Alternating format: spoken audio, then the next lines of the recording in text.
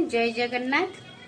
तो mini blog को बहुत बहुत स्वागत। तो आज सकाल सकाल ब्लॉग आरंभ कर देइछि।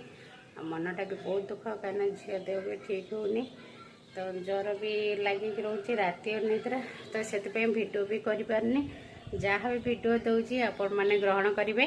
तो चलतु कंटिन्यू करंतु वीडियोटा। सांग मैंने आज है लहुणी बाहर कर सकाल सकाल सकाल ना आसी 9:30 है लहुणी बाहर कर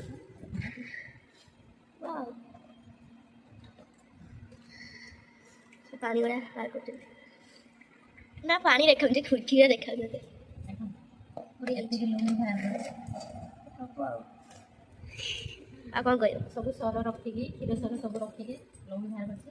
एटा को कांजी करके खिया हो। कांजी कौन कांजी आ कांजी मते बहुत भल लागे। एटा कांजी बने आज ना टिके पकई आज कांजी बने। आज तला मंगलवार, तो मंगलवार रे आज कांजी बनेबी।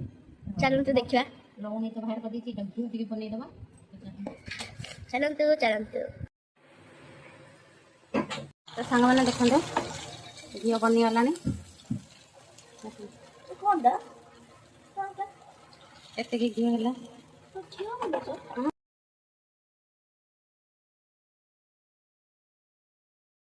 है मॉर्निंग ब्रेकफास्ट रे एटा बैगन टमाटो कंचा लंका को फ्राए कर देछि। एटा चटनी करी खिया हो।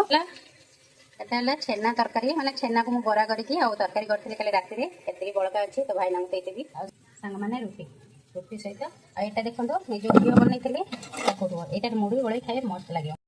तो जिओ मार्ट रो मगे तेल चीनी आ कप नूडल्स तार हाँ लंका, तो ये मगे आसी पहुँचीगला। तापर मैं रोषे आरंभ करदेली। ये देखो कोबी आलू को फ्राए कर नौची, तापर अदा रसुण पेस्ट देकी पियाज पकईकी कषा करदेली। आ डाली भी करी डाली सहित कोबी आलू कषा, तो ता सहित सकाळे जो भाजी थी बैगन टमाटो चटनी कर खिया जो छेना बरा तरकारी भात कंचा लंका तो मोर फेवरेट।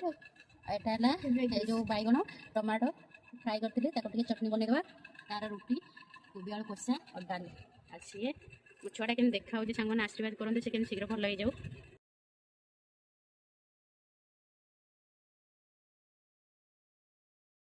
आपण गाड़े गरम हो ना आम आड़े तो प्रबल गरम हो बालेश्वर।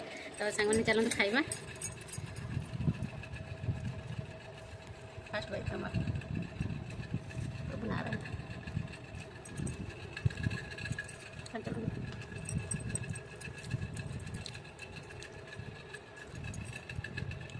तो सांग मैंने वीडियो भल लगे लाइक कमेंट शेयर करदे, सब्सक्राइब करें। टोटाल भूलें पुन देखा नेक्स्ट मिनी ब्लॉग।